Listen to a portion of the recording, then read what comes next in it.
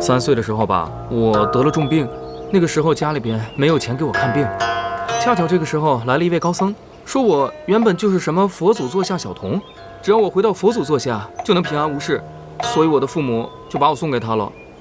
哎呀，这封建迷信啊，真是害死人，真可怜啊他们。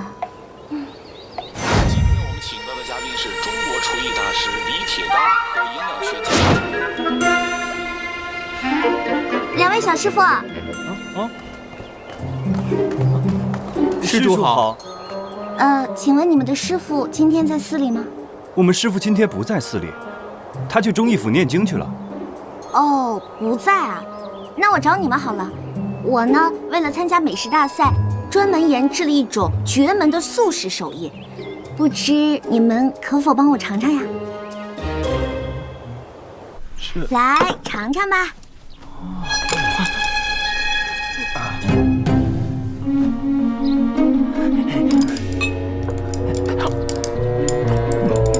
好吃吗？哎，你们别光顾着吃啊！我家小姐问你话呢。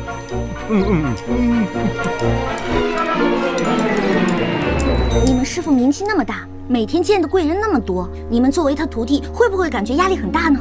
而且你们这个领域发展前途那么好，但是竞争也相当的激烈啊。那你们觉得是竞争多一些呢，还是机遇多一些呢？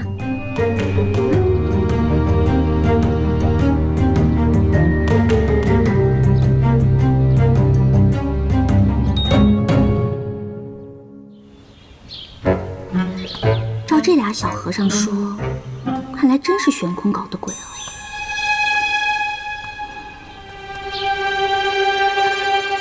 回来了。我听说一般女子出去上香，没个1天半日根本回不来，你为何如此快啊？我能是一般女子吗？哦，不是吗？那当然了。那我倒要试试，跟我来。哎，干嘛呀，冰块脸？哇，好漂亮啊！你叫什么名字呀？不妨猜猜看，若是猜中，有赏。不是叫追风，就是叫踏雪，要不就是惊雷。你是怎么知道的？他叫追风。这么大众的名字，用脚趾甲盖想都能想到。这匹小红性情温顺，非常适合女孩子骑。小红，我去，你竟然叫她小红，这么 low 的名字。low？哦，对了，你会骑马吗？我当然会了。哇，哎，冰块脸，我给你唱歌啊。让我们红尘作伴，活得潇潇洒洒，策马奔腾，共享人世繁华，对酒当歌，唱出心中喜悦。嘿，哎，什么？你换洗衣服带了吗？带了。那个生活用品带了吗？带了。好吃的呢？带了。卫生巾带了吗？卫生巾？这位小姐，麻烦您稍微把自己当一下女人，也把我当一下男人，好不好？不嘛，我就是挺想念他的。我又不知道做女生是否应该自由点。儿臣此番西南之行山高路远，这次是特意来向母后告别的。儿臣此行定不负父皇所托，必将这件事情查个水落石出，还望父皇母后不要担心。我听说你舅父前不久送你一位女子，不如这次把这位女子一同带上服侍你吧。晴柔虽聪明伶俐，鬼点子多，但温柔小意、尽心尽力的服侍，却不是她所长。母后，儿臣能照顾好自己。再说，晴柔很好，儿臣也不需要那么多人服侍。每次说你，都有一堆的话等着我，你就当是对你舅父有一个交代吧。毕竟也是你舅父对你的一番心意。你把他带上路，愿意放哪儿就放哪儿，还不行吗？母后所言极是，容儿臣再考虑一下吧。现如今啊，你们都大了，都有自己的主意了。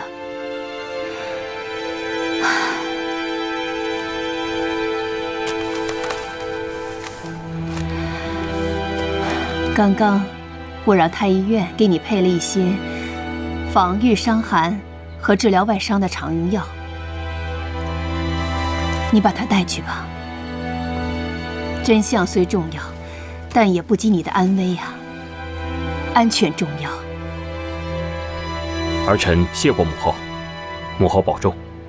儿臣告退。去吧。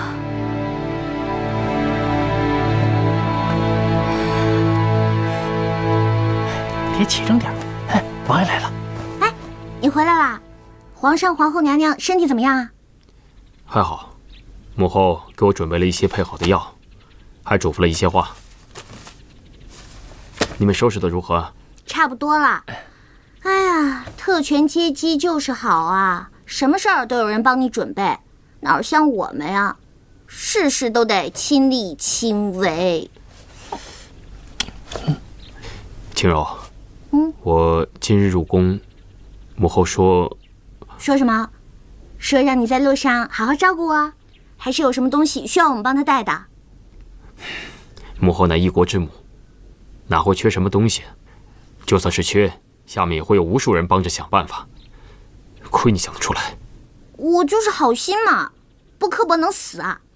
真是，天色不早了，你快走吧，别耽误我们收拾东西了。明天还要早起呢，我们可不像某人，事事都有人伺候。赶紧走吧你。早些休息。尊上，双儿还是觉得谢延琪此行应该跟随于他，大不了扮成丫鬟婆子之类的。你们都走了，就剩双儿一个人，双儿也成不了什么事啊，您说是吧？你放心，我早已安排好了。今天皇后叫三王爷入宫，就是安排带你一起走的事。随后就有人来通知你了。连皇后身边都有尊上的人吗？这就不用你操心了。你只要记得，你对我来说很重要。双儿知道，自从那一日你在凤凰楼救了我，还帮我当上了花魁，双儿就知道，双儿心中也是有尊上的。你想多了，不要忘记自己是什么身份。双儿不会忘记尊上的恩德，双儿此生都只是尊上的人。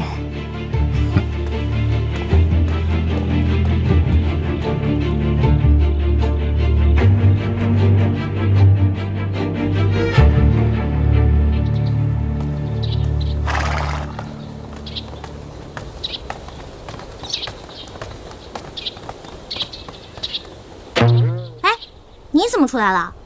都不是外人，别这么送来送去的。殷晴柔，王爷没跟你说吧？我要跟你们一起去西南了。这可是皇后娘娘的意思，而且还让我照顾王爷的起居。就你，我就呵呵了。别人不照顾你都烧高香了，你还照顾别人？我能不能照顾人不重要，关键是这是王爷的意思。好了，时候不早了，赶紧启程吧。男人的话，果然跟母猪上树的传言一样不可信。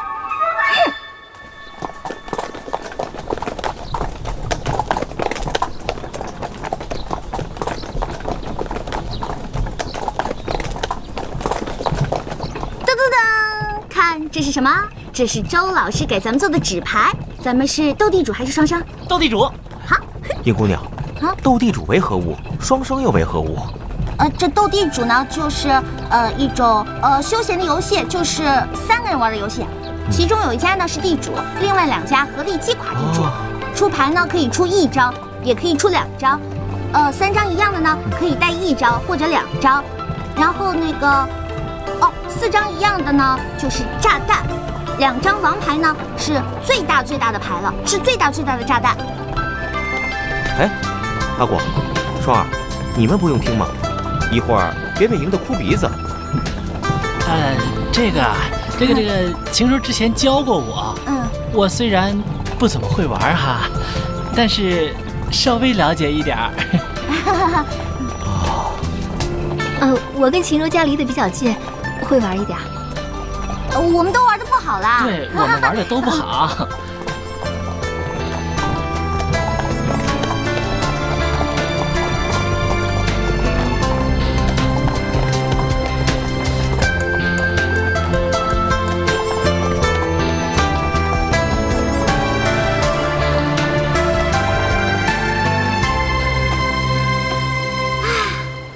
没有这么开心了，是不是啊？哎呦，为何会如此打扮？成何体统？独孤远，你怎么这么厉害啊？你真的是新手吗？你明明比老手还要老手呢。谁说不是呢？这么多年都白活了，这剧组也白混了，玩斗地主输给了一个古代人。哎，王爷，看你也挺闲的，过来跟我们一块玩吧，可好玩了。当真如此有趣？其实真的一点都没有意思呢。像王爷这种人，会玩这种上不得台面的游戏吗？王爷是一个高尚的人，是一个纯粹的人，是一个有思想道德的人。他是一个脱离了低级趣味，忠于民、忠于心的人。你说王爷他会玩吗？不会，不会。依我看，你是怕输给本王吧？切，激将法，呵呵。行，我就是怕输给你，怎么着，打我呀？我还怕教会了徒弟饿死师傅呢。你，禽柔。好了好了，算你一个，不过你可不许耍王爷脾气，要愿赌服输的。什么叫算我一个？本王还不稀罕呢。哎，王爷，王爷，真小气。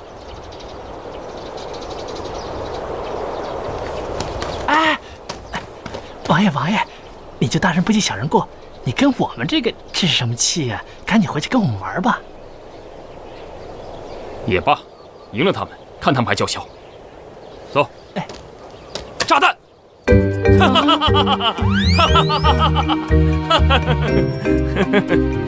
不玩了，不玩了，真没意思。哎呀，舅舅，你来之前也不跟我说一声，好让我早些出来迎接呀。不必了，我来就是跟你说一声，一切都安排妥当了。舅舅，我觉得我最近好好想了一下，如果现在动手，是不是太过明显了？王爷不必多虑，我们当然不会在他刚出京城的那个时候动手，我们是等他路程过半的时候再找机会。况且我这次安排的人，声音相貌都更似滇藏人士，以便于被我们假货。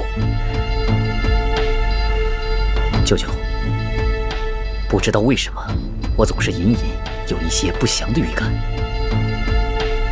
王爷，切勿优柔寡断，做大事者当断则断，否则必受其乱呐。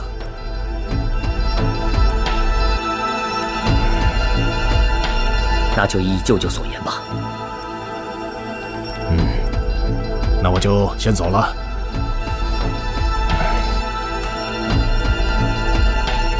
王爷，我还要再提醒你一句，现在是关键时刻，王爷要少花心思在女人身上，红颜祸水啊！是，舅舅教训的是，本王知道了。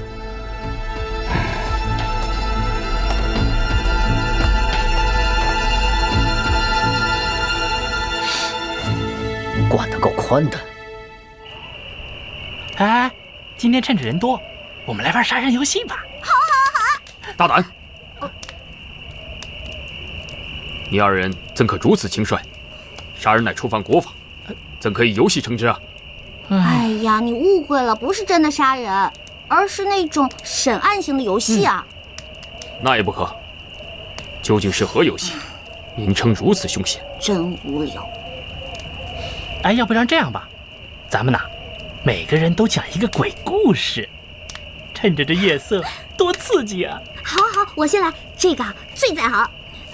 让我给你们想一个灵异一点的智力型的问题。哎呀，快点儿！就你事儿多，听着。在一个县城里呢，母女3人相依为命。可是有一天呢，母亲突然离世了，在亲戚的帮忙下呢，他们办了丧礼。可是呢，在丧礼上，妹妹见到了一个远房的表哥，并且对这个表哥可谓是一见倾心啊！一见倾心？晴柔，你搞清楚好不啦？这可是恐怖故事，不是你看的那些言情小说。就你事儿多，真是的。听着，可是葬礼还没结束，表哥呢就不见了踪影，表妹啊就找啊找，总是找不着。她呢日思夜想，茶不思饭不想，人都消瘦了许多呢。突然，你要吓死我呀！突然呢，妹妹有一天拿着一把刀，一刀，把姐姐亲手杀死。请问这是为什么？这是哪门子恐怖故事啊？切，这个故事确实曲折离奇，匪夷所思啊！阿广啊，你先说。我觉得这个妹妹不是个疯子，就是个变态。No， 冰块莲，你说。依我看，这个妹妹应该是认为表哥喜欢姐姐，所以心生妒忌，才下此毒手。也不对。独孤园，那你觉得呢？阿广和三王爷说的都不对吗？都不对。在独孤看来，这位姑娘一定是一个简单直接而又不用头脑之人。为什么？我想一想，不知道对不对？莫非是那位妹妹一直很想再次见到自己的表哥，而苦无对策？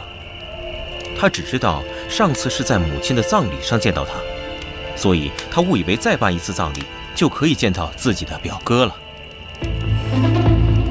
我本以为从网上看到的这个测试犯罪的题目，他们这些古代人肯定猜不出来。可是独孤园竟回答得如此清晰，轻轻松松的。他内心到底是什么样子的呀？真猜不透的。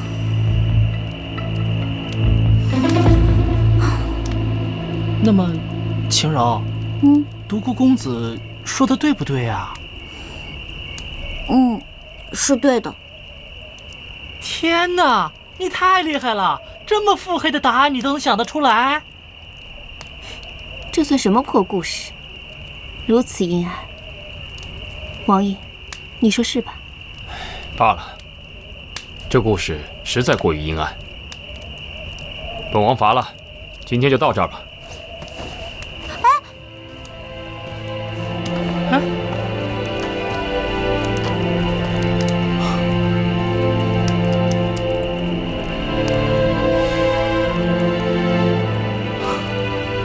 那在下也告辞了。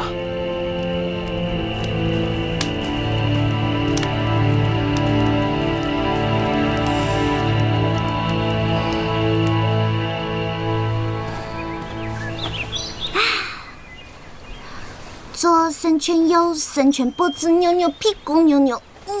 哎呦，尹晴柔，你这么做暴露年龄，知道吗？你干嘛像个鬼一样突然出现在别人身后？都快吓死人了！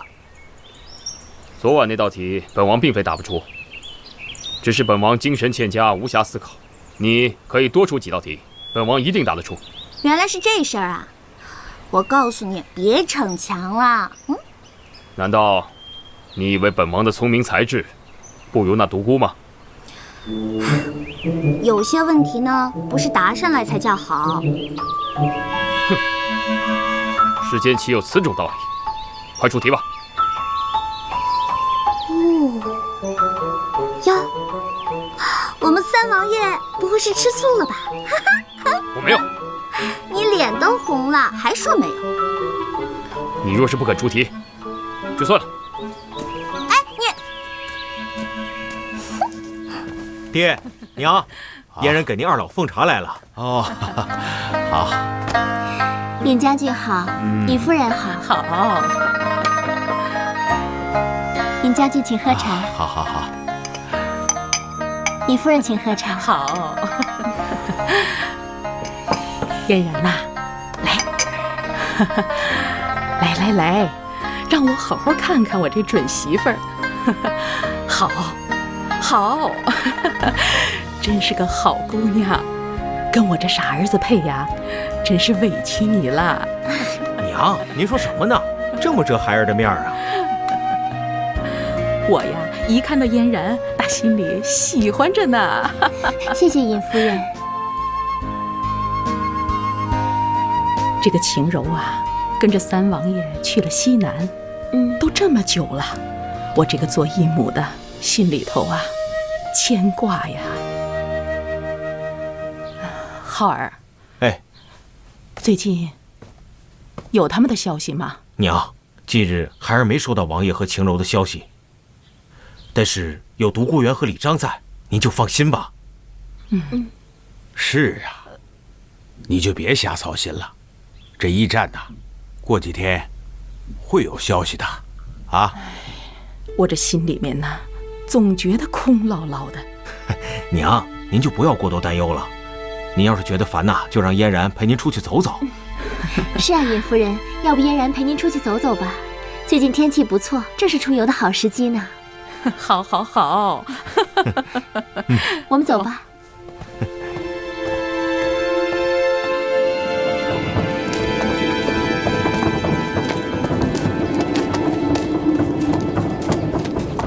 站住！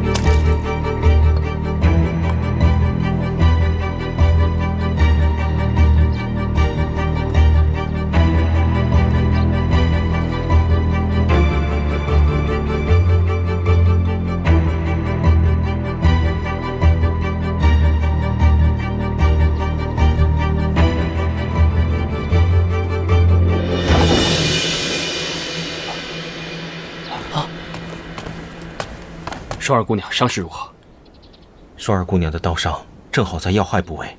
啊，那可怎么办呢？现在只盼双儿姑娘吉人天相了。独孤，一定要尽力救她性命。王爷放心，独孤定当竭尽全力。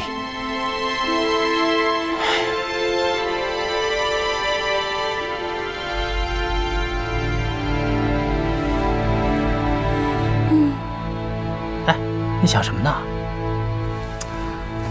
阿广，你不觉得很奇怪吗？这孔双双居然能为了救谢云奇而受伤，我总觉得这里边有问题。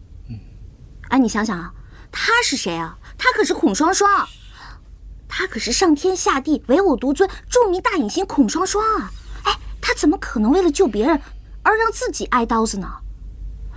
我觉得啊，这里边一定有问题。哎，其实我也想不明白，以他孔双双的个性，怎么可能做出这种事？难不成他真的喜欢三王爷？不会吧？这里面啊，一定有阴谋。但是请设想一下，如果我们现在去跟三王爷说，他肯定听不进去，反而还会觉得我们是小人之心。你觉得呢？我觉得还是慎重行事，静观其变吧。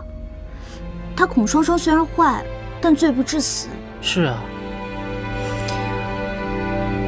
唉，希望他能挺过这一关吧。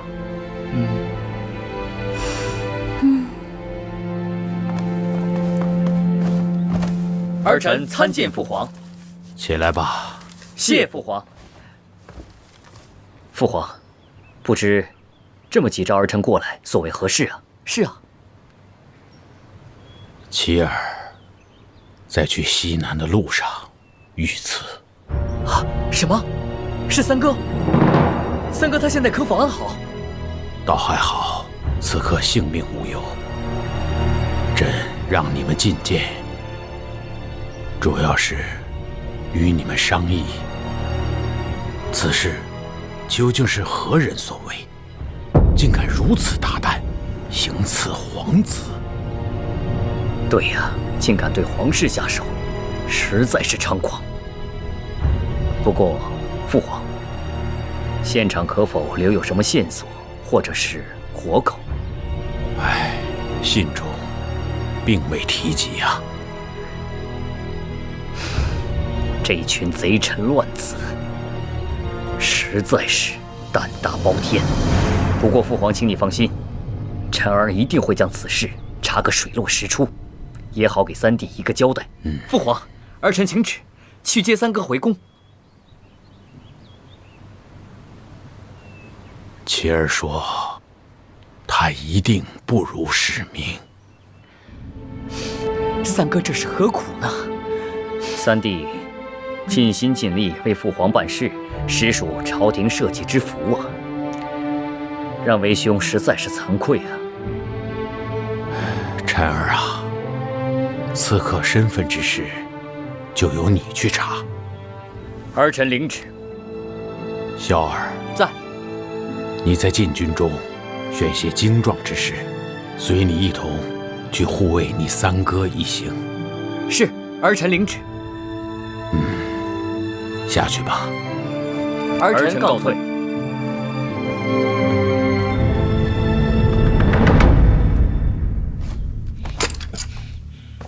少将军，万万不可呀！让开，小羞无上你！住手！爹的话都不听了。下去吧。是。爹，三王爷和晴柔他们遇袭受伤，我一定要过去看看，将那些乱臣贼子一网打尽。事情已经出现了，你去又有何用？三王爷有让你去的口信吗？没有。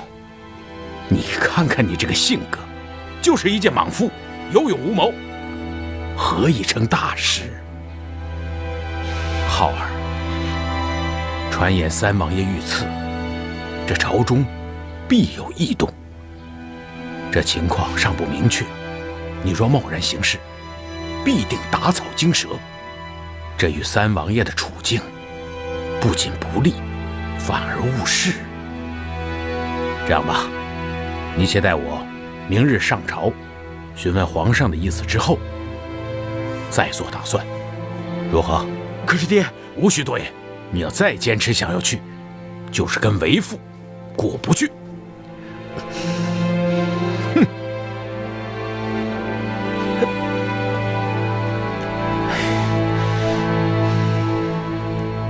琪儿这段时日，真是多灾多难。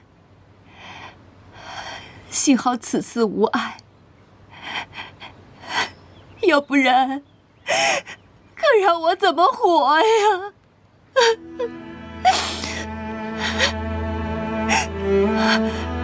臣妾恳请皇上下旨，还是命启儿快快回京吧。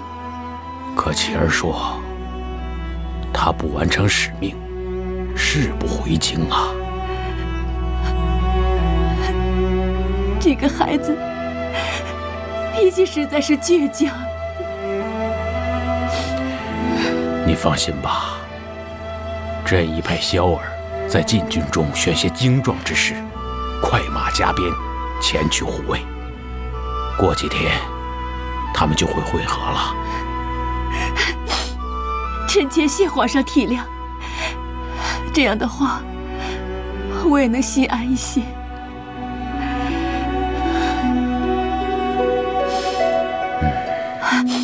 可皇上，你又在为何事而忧心呢？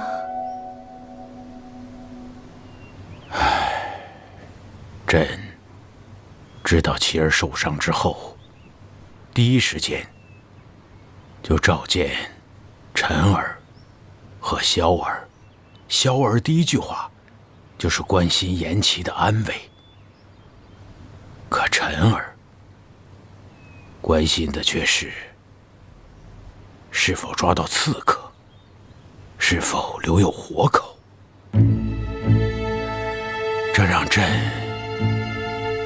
也多了一些忧虑啊。这萧儿与启儿素来亲近，又是手足，他关心启儿是无可厚非的。再说陈儿与启儿、萧儿又是同一血脉的兄弟，他关心是何人所为，也是在替皇上分忧啊。不论如何，兄弟手足之情比任何事情都更加重要。也许是朕想多了吧。想个办法呀！应该有一个对策呀，可不是吗？皇上，臣以为此事极有可能是藩邦所为。近年来，藩人为了贡品之事，屡次与我朝斡旋。此次行刺，有可能是他们借刺杀三王爷一事来要挟我朝。因此，此事万万不能姑息，请皇上下旨，马上出兵讨伐藩邦。皇上，万万不可！藩人虽然屡次进犯，却都是因为免贡免税之事，绝不至于伤及人的性命。如果没有调查清楚就轻易发兵，恐怕会引起对方的猜忌呀。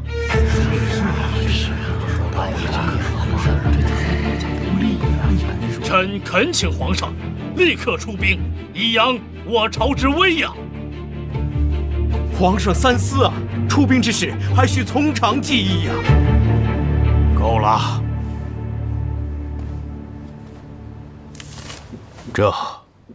这是三王爷的手书，小球子，读给他们听听。是。父皇亲启，儿臣此次虽然遇袭，但并无大碍。此事儿臣定会彻查，但在水落石出之前，还请父皇不要大动干戈，切勿让那些贼人以为大事已成，钻了空子。儿臣此行定会查明贡品被劫真相，不负众望，还请父皇勿念。三王爷果然仁义啊！启儿此举，乃我朝社稷之福。皇上英明。此事不但没有取了老三的性命，反而让他占了先机，真是气煞我也！气煞我也！他谢颜齐这步棋实在是高明啊，尽得皇上的心意。舅舅，你说他此次遇袭，会不会已经掌握了什么证据呢？这个我也说不清楚。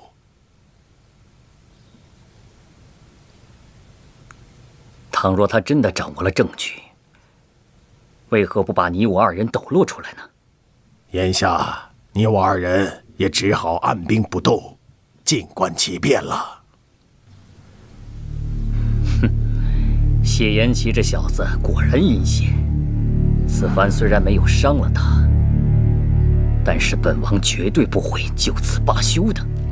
谢延齐，我要让你死在我的手里。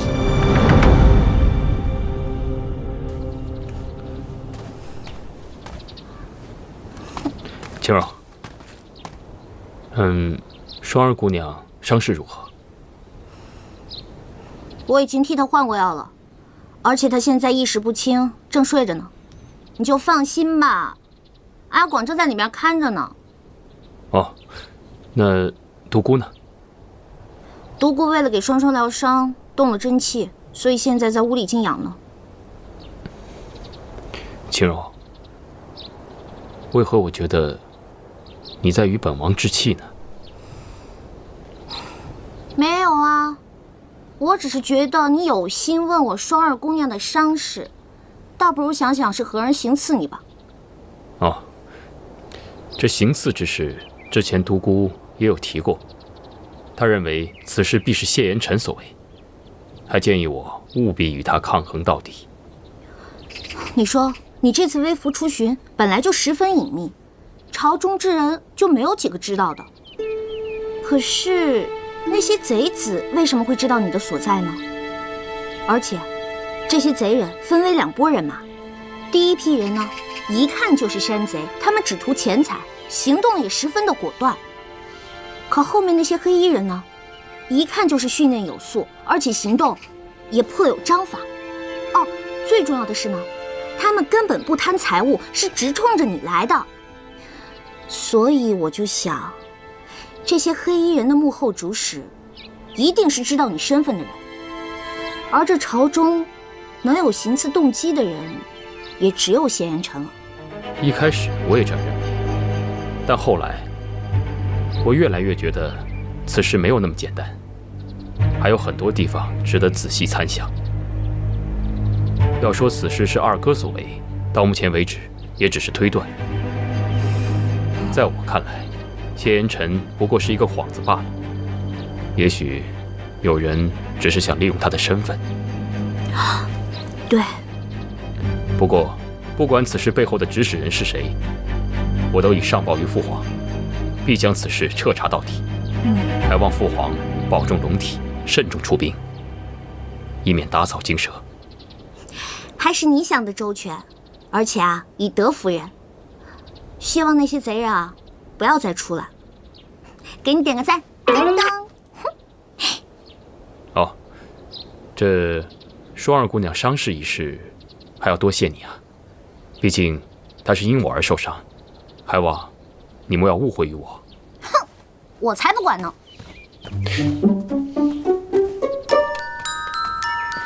女孩的心思，男孩你别猜，别猜，别猜，你猜来猜去你。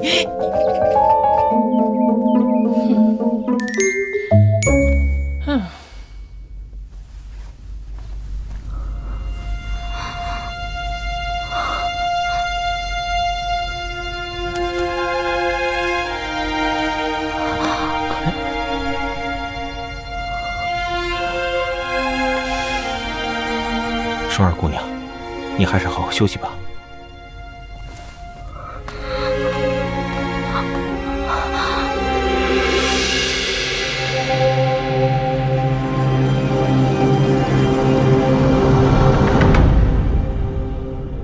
自从一儿归天，太子之位就悬而未决。钟爱卿，你们怎么看呢？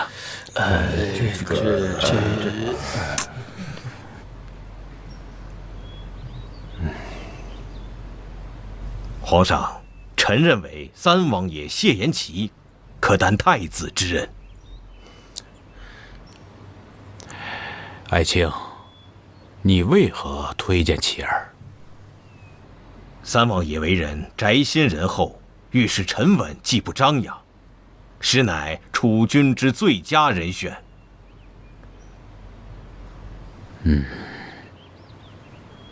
启禀皇上，臣推荐二皇子谢延辰。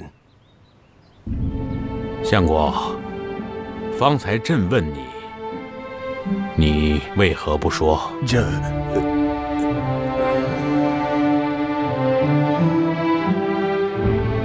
爱卿，你接着说。皇上，三王爷此次在彻查贡品被劫一事的路途中，一路上体察民情，为民伸冤，即便是在遇到贼人行刺的凶险环境下，也能够临危不乱，率众人御敌，坚持不辱皇命。此事做得有理、有据、有度。若再有皇上的悉心培养，臣相信三王爷将来定当成为一代明君。皇上，臣……罢了，别沉的了。朕累了，你们都下去吧。臣等告退。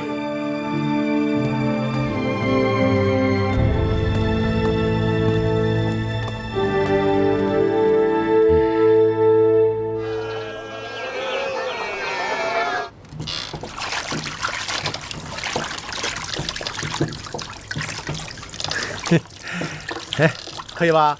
周兄真乃神人呐！此等模型，杨某还是第一次见到。来，杨兄坐。好。哎，周兄啊，这水车一物，周兄既已成竹在胸，独立即可完成，那为何还要杨某来此啊？嗨，这说来就话长了。延庆王爷曾经有一次下西南之前，他曾经来找过我，说是西南大旱，问我能不能造一台水车，解民间之疾苦。我说倒可以试试。然后呢，他就向我推荐了你。我？对啊，王爷说他有一次去工部曾见过你，说你当时呢是在研究一个什么武器，十分的投入，说啊你见到他连招呼都不打。然后呢，他就说你不像其他人那样只会知道阿谀奉承。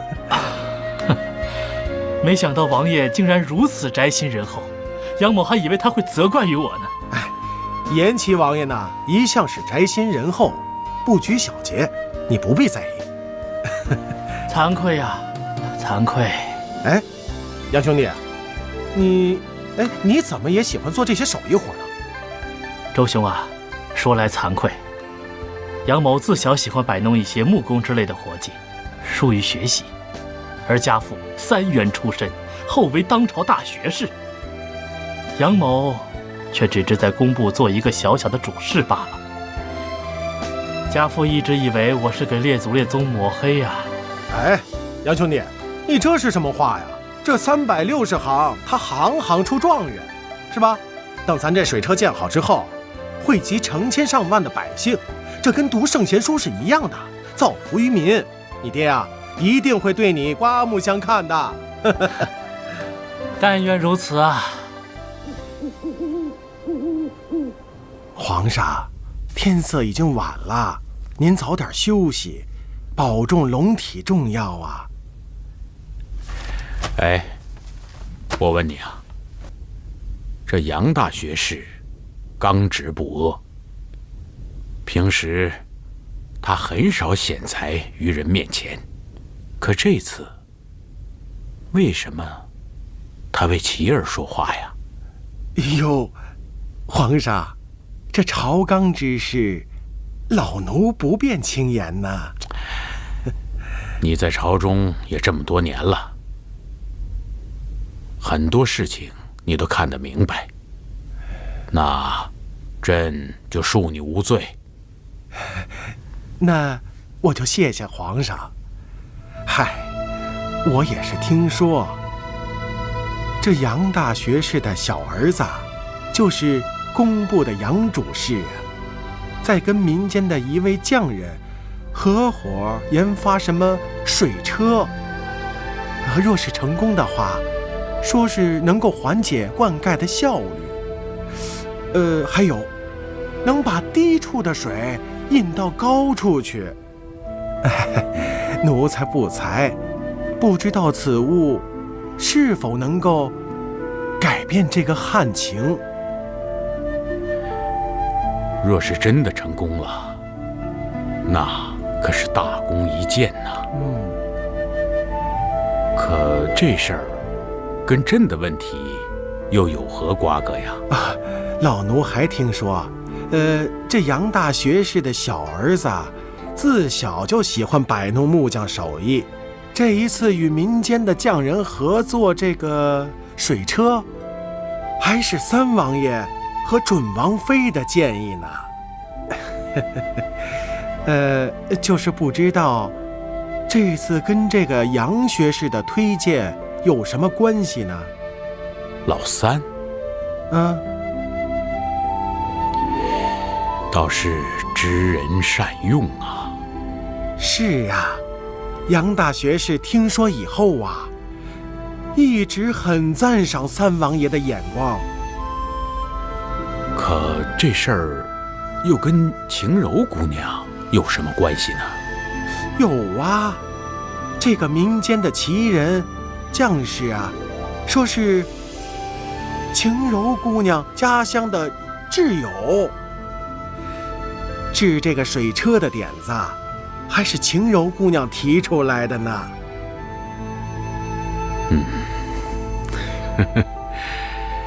这个老三呐，倒是找了一个贤内助。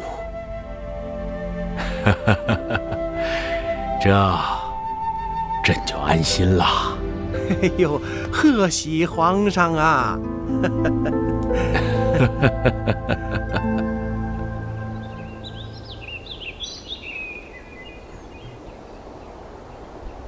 双儿，你的伤势可有好转？谢王爷关心，伤势虽已有些好转，但还是没有力气。这个死仙气！双儿姑娘，哎呀，这次出行啊，要不是你和李章兄弟，看什么看？没见过美女啊！真不知道有几条命都丢掉了。晴柔姑娘，你别走远了。此言差矣，你别跟我了，我要上茅房。应当的。哎，那每一次都这么危险吗？哪有这么夸张啊？死仙气，臭仙气，有什么了不起的吗？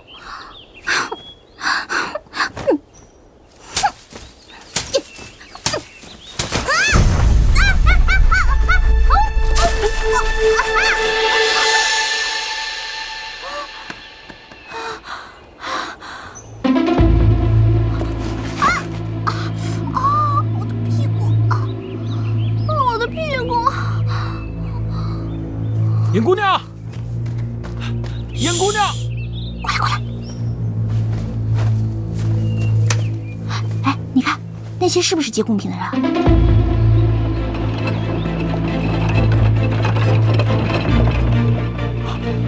我们过去看看吧。走，走，快点，跪下，跪下！尔等可知，劫取贡品，那是死罪。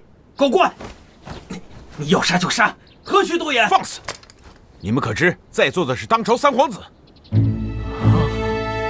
三王爷，王爷恕罪啊！王爷恕罪啊！小的有眼无珠，冒犯了王爷，还望王爷海涵啊！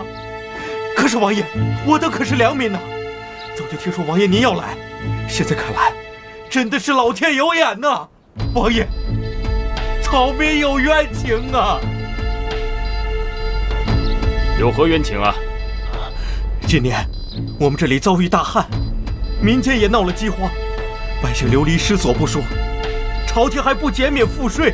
王爷，我等也是没有办法，才将这贡品藏匿在此，只有这样才能够救济灾民呢。王爷，是啊，哼，一派胡言！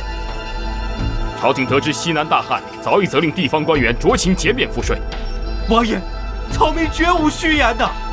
那些乡绅大户们与知府合谋征收的赋税不但不减，反而比往年更加呀！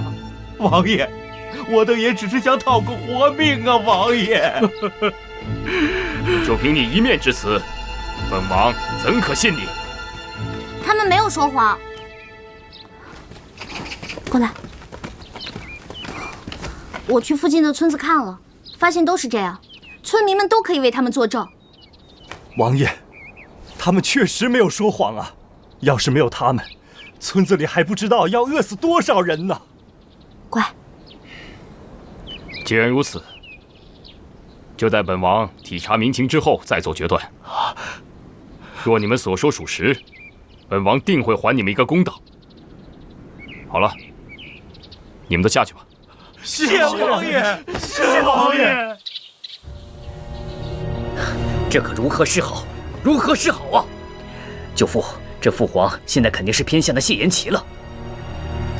王爷，休要急躁，越在此时才越要沉着应对。眼看着皇位就要旁落他人，你让本王怎能不急躁？若是老三手里有证据，一切都晚了。我看咱们还不如一不做二不休，直接杀进皇宫，逼那老家伙退位。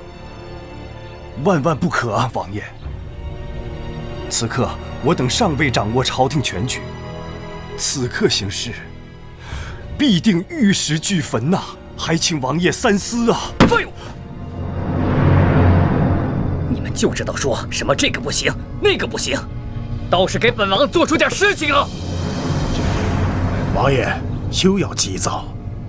既然他谢延琪在奏折中那么说，就证明他也不想把事情闹大，而我们还需要慢慢的打通京城各处的关系，按兵不动才是上计啊。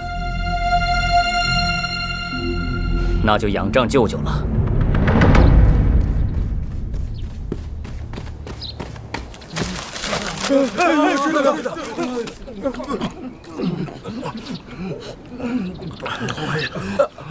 喂，冰块脸，你没事吧？唉，还有吗？以往只是待在京城，见惯了这人间繁华，以为处处都是太平盛世，没想到此次出行以后，才见到了人间疾苦，着实给本王上了一课。冰块脸，我给你讲个故事吧。我现在正为国事担忧，哪有心情听什么故事啊？我讲的故事也有关国事嘛，你听完再说嘛。在我们那里呢，有一个地方毒蛇泛滥，于是呢，当地官员就贴出告示，说到只要百姓捕捉毒蛇就可以减免赋税。可是这些毒蛇，它们的毒性实在是太强了，只要被它咬上一口，就必死无疑了。可是这事儿呢，比起苛捐杂税来说，并不算什么难关。于是百姓迫于无奈，就只能与蛇赌命。就这样，日子过了一年又一年，百姓靠着不断捕蛇，才将就着把日子给过下去。如果停止捕蛇，而选择苛捐杂税的话，说不定头一年日子就过不下去了。唉，真是可怜啊！冰块莲，我的故事讲到这儿，你听明白了吗？唉，总结一句话，就是苛政猛于虎也。苛政猛于虎也。说得好啊，青柔，你真是本王的一面明镜，我要感谢上苍，将你赐予了我。好了，别煽情了，你赶紧想想这事儿怎么办吧。本王已有主意。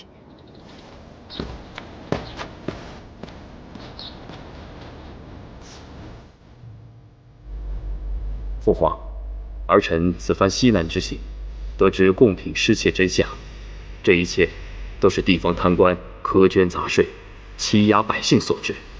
百姓也是为了求生，才不得不铤而走险，盗窃贡品。若不是儿臣亲眼所见，也定不能相信。因此，儿臣先斩后奏，将那些榨取百姓的贪官污吏就地正法。其次，背后头目也都已押解回京，待父皇发落。至于劫取贡品的村民，依儿臣看，他们也是要将贡品用于赈灾之处，心地还是善良的。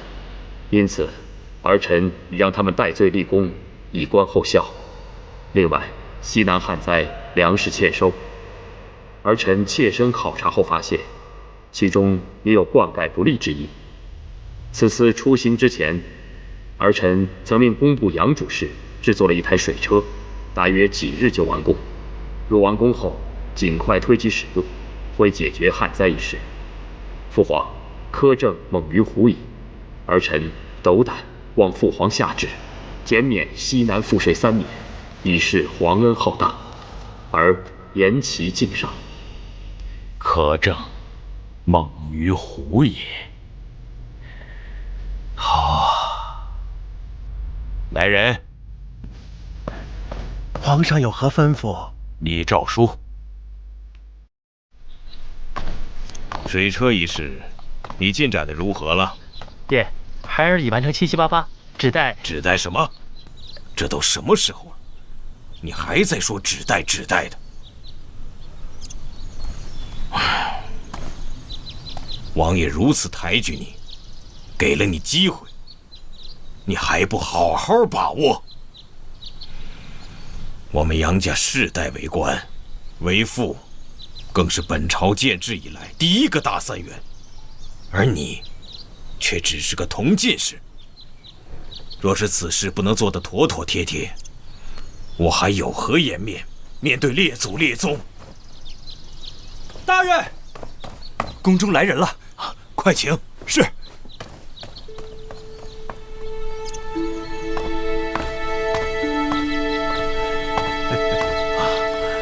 杨大人，邱公公，皇上口谕，请杨大人进宫议事。公公可知皇上找我何事？杨大人，您误会了，皇上找的是这位杨大人。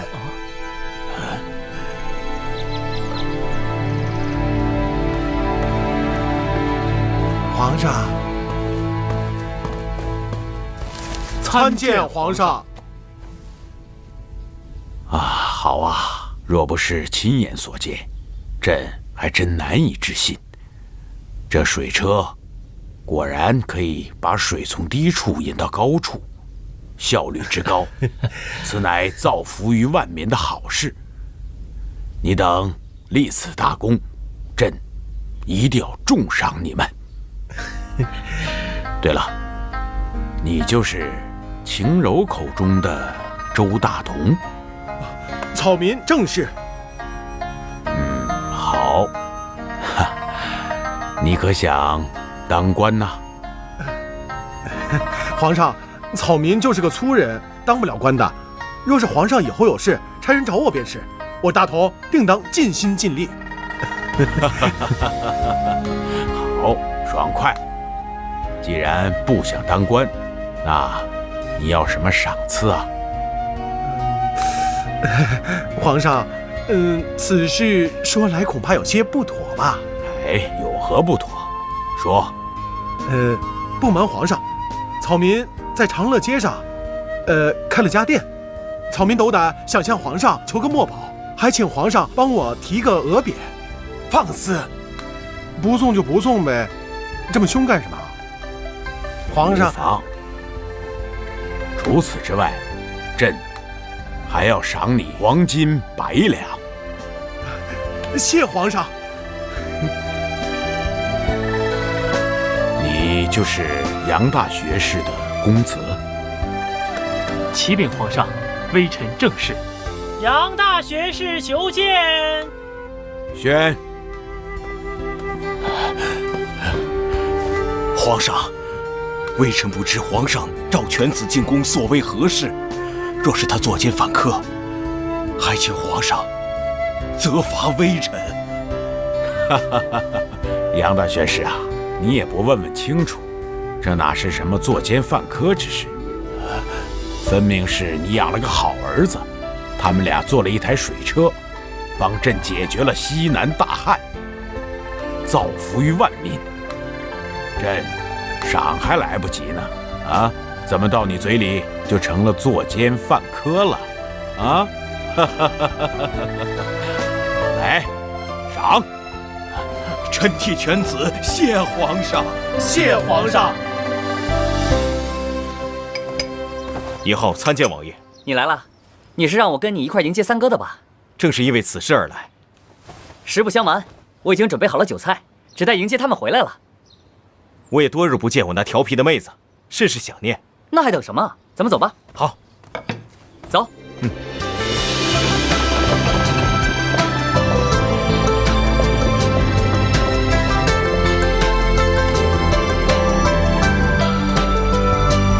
三哥回来了啊，四弟，王爷。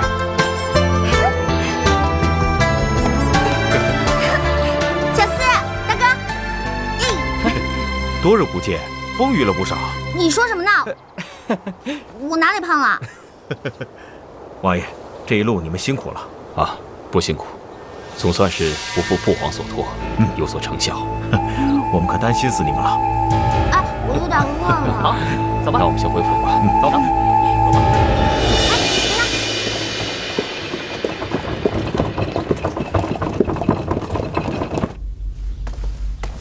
儿臣参见父皇。琪儿，不知父皇龙体是否安康？琪儿不孝，多日不能侍奉在旁。朕的身体你是知道的。琪儿啊，当初听到你遇袭的消息，朕坐卧不宁啊，生怕你像你大哥一样。琪儿有父皇庇佑，自然吉人天下。父皇莫要担心。父皇，儿臣寄给您的信，您可收到？啊，收到了。那些贪官污吏，朕一命刑部处理了。水车之事，朕已下令，各地府衙照批制作，大兴水利，造福于民。父皇明察，万民有福。儿臣替百姓谢过父皇。起来吧，琪儿。谢父皇。来与父皇谈一谈你在路上遇到的奇闻奇事啊。好。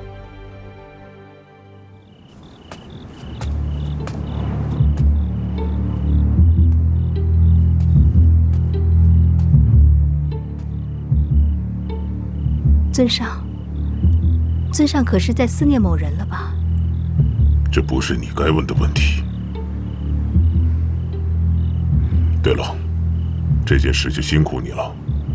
想必谢延琪也不会再怀疑你了。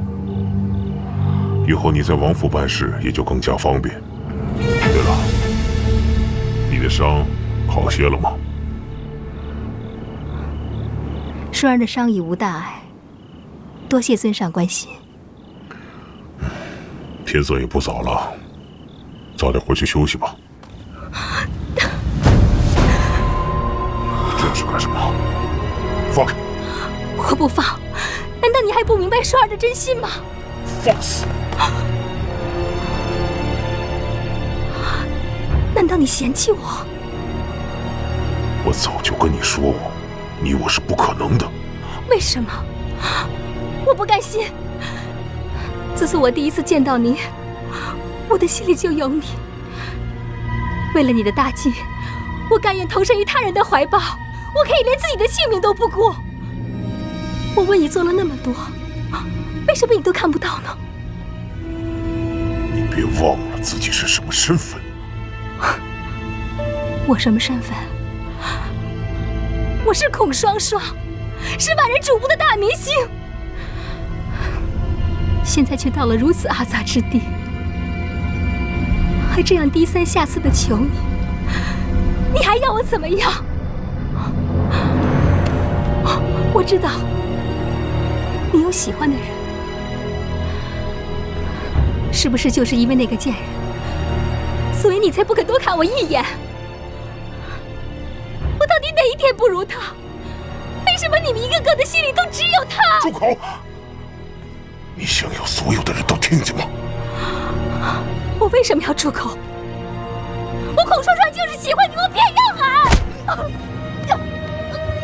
你是不是想死？我告诉你，你只是我的一颗棋子，我稍微一用力，你就灰飞烟灭。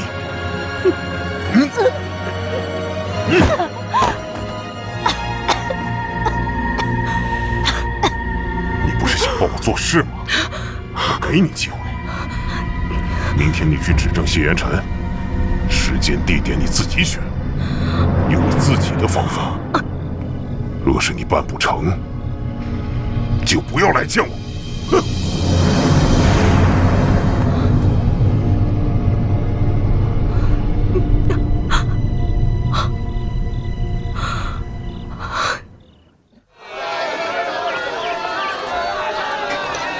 我告诉你，你只是我的一颗棋子而已，你只是我的一颗棋子而已。双双，孟江，许久不见，双双姐还是这么漂亮啊！这里不是说话的地方，你跟我来。你不怕别人看见？看见就看见，老子宰了他！你还真拿自己当土匪了？双双，我看你不也演得挺带劲儿的吗？正所谓人生如戏，戏如人生，做什么事儿都得认真点，对吧？哎呀，我问你个事儿。完事儿再说，我等不及了。你给我听好了。嘿，你还拿起来了你啊？哎，我问你个事儿，你知不知道尹晴柔为什么非要待在三王府？这事儿你算问对人了。你知道？我当然知道。哎，我可告诉你，这事儿可是一好事儿，对你对我都是好事儿。什么事儿？我之前听说尹晴柔逃跑过几次，不过后来她倒安心住在王府，并且要一心嫁给了三王。这我都知道，重点呢？重点是我在他们乐天斋安插了一个卧底，这个卧底曾经告诉我，有次他们谈话说到了穿越的关键。我后来一想，这穿越的关键，尹晴柔他们肯定知道，而且肯定与三王府和三王爷有关。原来是这样，所以你千万不要阻拦他们，等我们都回去了，再收拾他也不急。双双，我这知道的也都告诉你了，咱俩是不是应该认真点儿？哎呀，我有事让你帮忙，只要你答应我，我自然依你。好，大明星都说话了，甭说是1件，就是10件，老子也应了你。行，那你等我通知吧。好。哎呀，干嘛呀？又怎么了？去找间客栈嘛。哎呀，走，快点儿！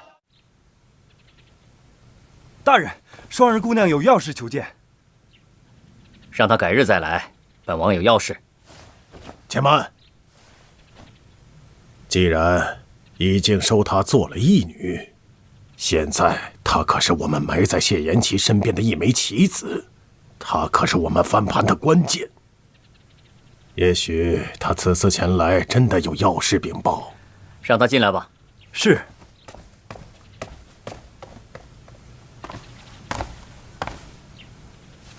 义父，王爷，双儿，为何事冒险前来见二王爷啊？义父放心，双儿并没有被跟踪，无人知道双儿到此。双儿，今日是不是有要事啊？双儿此次来，是给二王爷带来一条妙计，可以置谢延琪于死地。何种妙计？说来听听。双儿有办法栽赃嫁祸谢延琪，嫁祸他当日西南之行遇刺，乃是他谢延琪自己策划。虽然当日刺杀谢延琪的刺客全部都已身亡，双儿可以让孟江假扮唯一逃出来的人，当面指证谢延琪。只要什么？只要双儿能当面见到当今圣上。什么？你要面圣？是。只要双儿能面圣，皇上必会相信双儿便以此为证。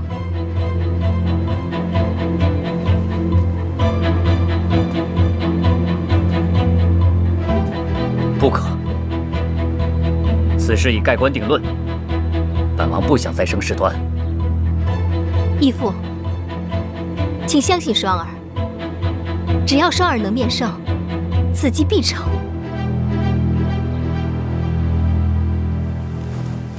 王爷，双儿此计甚妙啊！本王知道此计甚妙，可是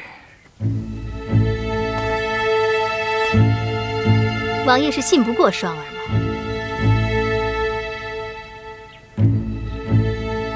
既然王爷信不过双儿，那双儿也只有撞死在这堂前，以死来明志。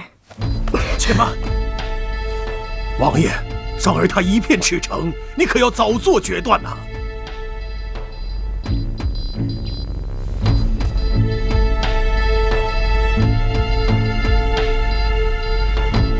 好，既然如此，那就试试吧。双儿还有一事。说。双儿希望王爷此事过后能够杀了猛将。此事不用你说，本王自然不会留他活口。如此，双儿就在此先谢过王爷了。